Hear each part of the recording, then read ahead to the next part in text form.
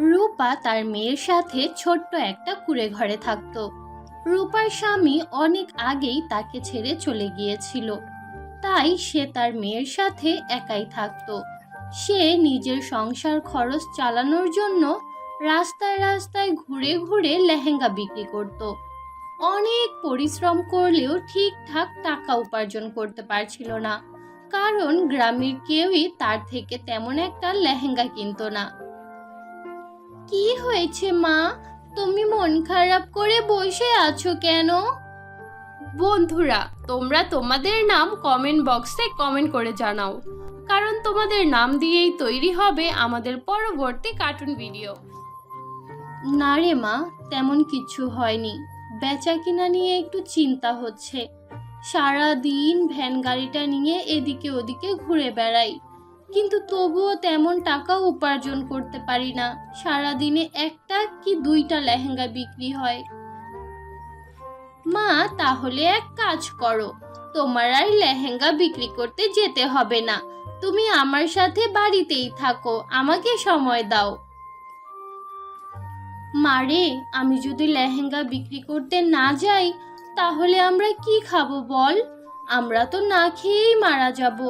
দুই বেলা খাবার খাওয়ার জন্য তো আমাদের পরিশ্রম করতে হবে, পরিশ্রম ছাড়া কোনো গতি নেই।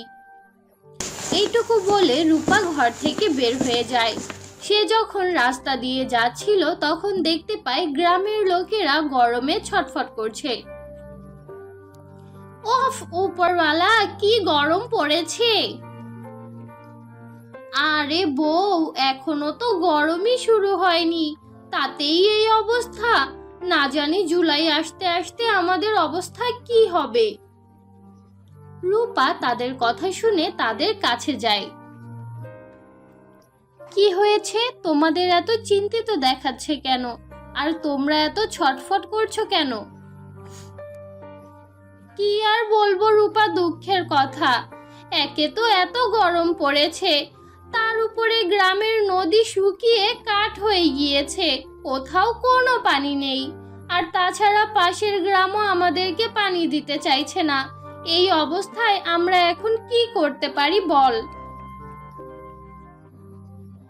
এমনিতে কথা তো তুমি ঠিকই বলেছ, গরম দিন দিন বেড়েই চলেছে, যার কারণে আমাদের গ্রামের ক্ষেতগুলোও শুকিয়ে যাচ্ছে। আমার তো মনে হচ্ছে খুব দ্রুত এমন সময় আসবে যখন গ্রামের মানুষ তৃষ্ণায় মারা যাবে। রূপা বোন, তুমি তো সত্যি কথাই বলছো, এমন দিন আসতে বেশি দিন বাকি নেই। গ্রাম প্রধানের উচিত আমাদের সমস্যা নিয়ে একটু চিন্তা ভাবনা করা। আমাদের গ্রামের লোকেদের অবস্থা খুবই খারাপ হয়ে যাচ্ছে। আচ্ছা ঠিক আছে, চিন্তা করো না তোমরা, আমার ঘরে কয়েক লিটার পানি আছে, যদি তোমাদের প্রয়োজন হয় তাহলে আমার থেকে পানি নিয়ে যেও। এর বিনিময়ে আমার জন্য না হয় একটু দোয়া করো। এইটুকু বলে রূপা সেখান থেকে চলে যায়। সে যখন বাড়ি ফিরছিল তখন দেখতে পায় জমিদার রাস্তার এক কোণায় দাঁড়িয়ে ঠান্ডা ঠান্ডা পানি বিক্রি করছে। ঠান্ডা পানি কিনে নিয়ে যান, এই গরমে কেবলমাত্র ঠান্ডা পানি আমার কাছেই পাবেন। ঠান্ডা ঠান্ডা পানি কিনে নিয়ে যান, এই গরমে ঠান্ডা পানি কেবলমাত্র আমার কাছেই পাবেন। আসুন আসুন, জলদি ঠান্ডা পানি কিনে নিয়ে যান। আরে জমিদার সাহেব, আপনি তো খুব ভালো কাজ করছেন, কিন্তু আমি তো এটাই বুঝতে পারছি না, যেখানে গ্রামের নদী শুকিয়ে কাঠ হয়ে রয়েছে সেখানে আপনি এত ঠান্ডা ঠান্ডা পানি কোথায় পাচ্ছেন? আরে রূপা বোন, তুমি আম খাও, আমের আটি গুনতে যেও না। ঠিক আছে জমিদার সাহেব, আমার কথায় কষ্ট পেলে আমাকে মাফ করবেন। আপাতত আমাকে 2 লিটার পানি দিয়ে দিন, এই ঠান্ডা পানি খেয়ে আমার মেয়ে অনেক খুশি হবে। রূপা জমিদার সাহেবের কাছ থেকে পানি কিনে বাড়ি ফিরে যায়। এরপর সে তার মেয়ের সাথে খুব তৃপ্তি করে পানি খায়। দেখ রে মা, কি যুগ এসেছে, এক সময় শরবত খেয়েও এত খুশি হতাম না, এখন ঠান্ডা পানি খেয়ে যেই খুশি হচ্ছি।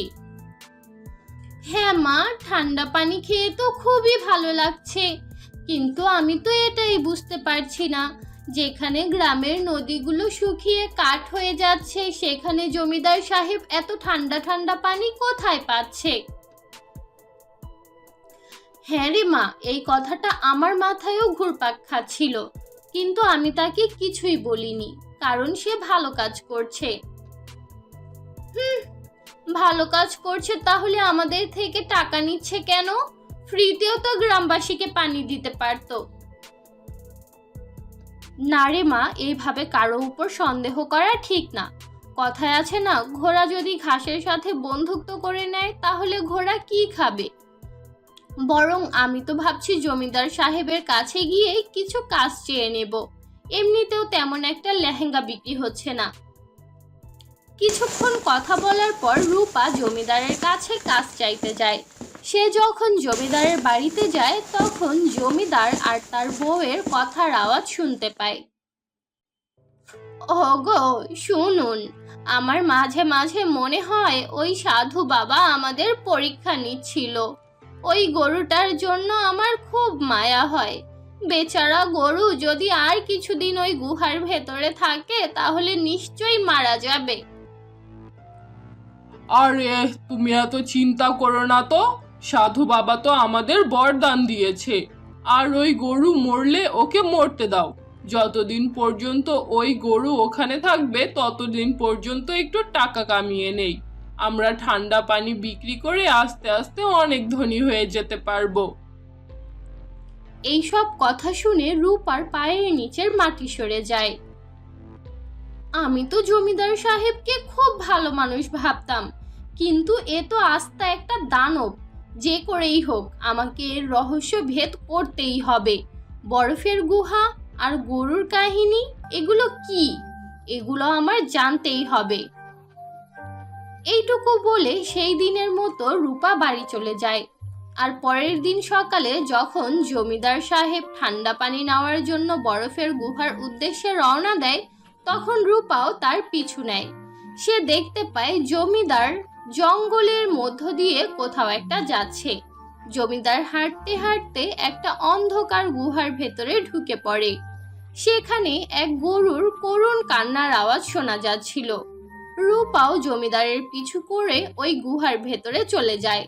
সে যখন ওই গুহার ভেতরে ঢুকে তখন তার চোখ কপালে উঠে যায়, কারণ ওই সম্পূর্ণ গুহা বরফের ছিল আর সেখানে থাকা গরুটা বরফে জমে যাচ্ছিল।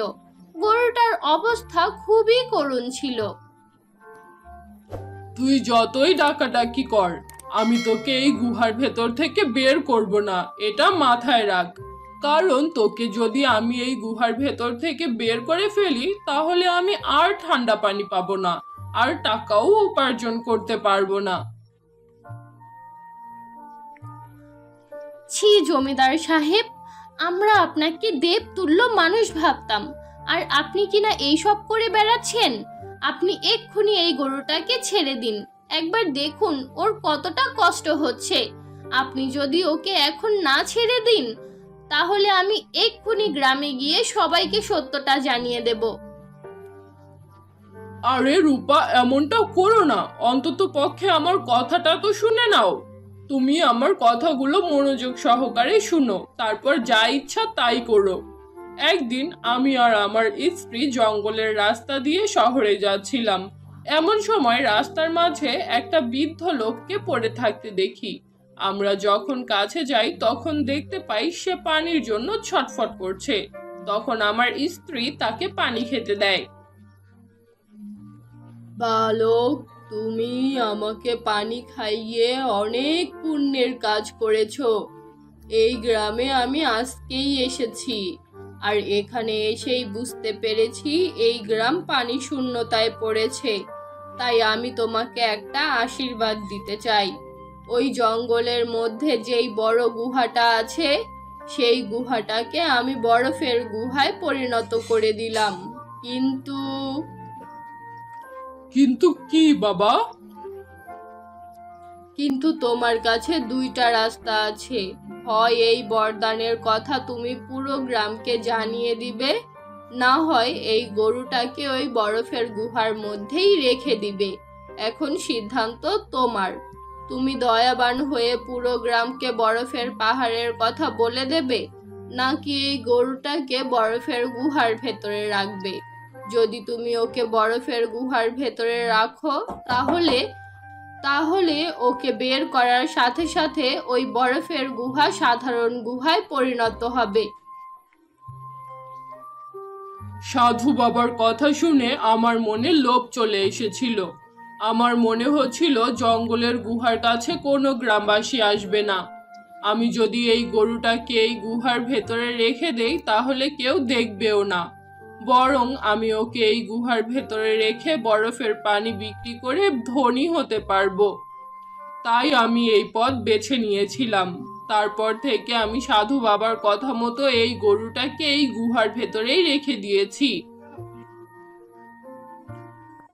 জমিদারের এই কথা শুনে রূপা প্রচন্ড রেগে যায়।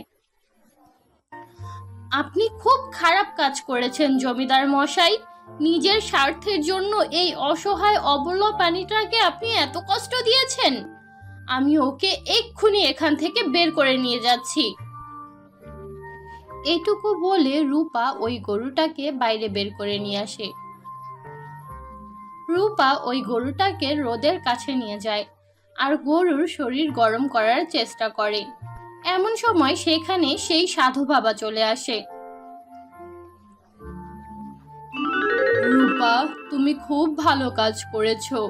আমি কেবলমাত্র এই দানবটাকে পরীক্ষা করছিলাম। আমি ভাবতেও পারিনি ওর লোভের কারণে আমার গরুটাকে এত কষ্ট দেবে। তুমি আমার গরুর প্রাণ বাঁচিয়েছো, তাই আমি তোমাকে বরদান দিচ্ছি। তোমার কাছে যতগুলো লেহেঙ্গা পড়ে আছে সেই সবগুলো লেহেঙ্গা বরফের লেহেঙ্গায় পরিণত হবে। তুমি সেই বরফের লেহেঙ্গা বিক্রি করে গ্রামবাসীদের গরম নিবারণ করবে। আর এই গুহার ভেতরের পানি দিয়ে গ্রামবাসীদের পানির সমস্যা দূর করবে। আর এই দানবটাকে আমি অভিশাপ দিচ্ছি, যতদিন না পর্যন্ত এই গ্রামের পানির সমস্যার সমাধান হচ্ছে ততদিন পর্যন্ত ও পাথর হয়ে থাকবে। সাধু বাবা এইটুকু বলতেই জমিদার পাথর হয়ে যায়। রূপা গ্রামে ফিরে যায় আর গ্রামে গিয়ে সবাইকে বরফের গুহার কথা জানায়।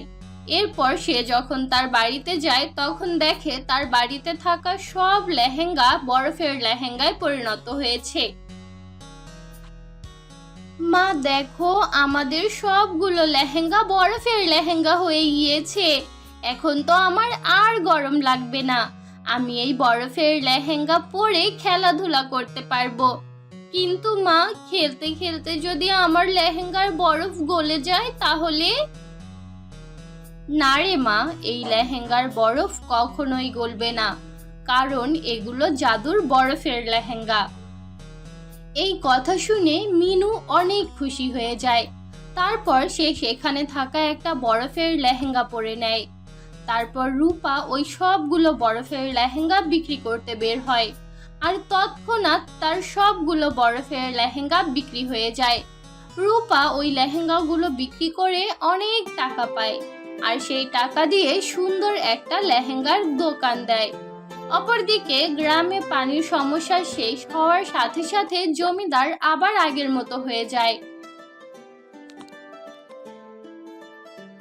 তো বন্ধুরা, এই ছিল আমাদের আজকের গল্প। আশা করি গল্পটি তোমাদের কাছে খুব ভালো লেগেছে। ভালো লাগলে আমাদের আজকের গল্পটিতে একটি লাইক দাও, কমেন্ট করো আর তোমার বন্ধুদের সাথে শেয়ার করো। আর যদি আমাদের চ্যানেলে নতুন হয়ে থাকো তাহলে আমাদের চ্যানেলটি সাবস্ক্রাইব করে পাশে থাকা বেল নোটিফিকেশন অন করে দাও। তো দেখা হচ্ছে পরবর্তী ভিডিওতে। ততক্ষণ পর্যন্ত ভালো থাকো, সুস্থ থাকো। আল্লাহ হাফেজ।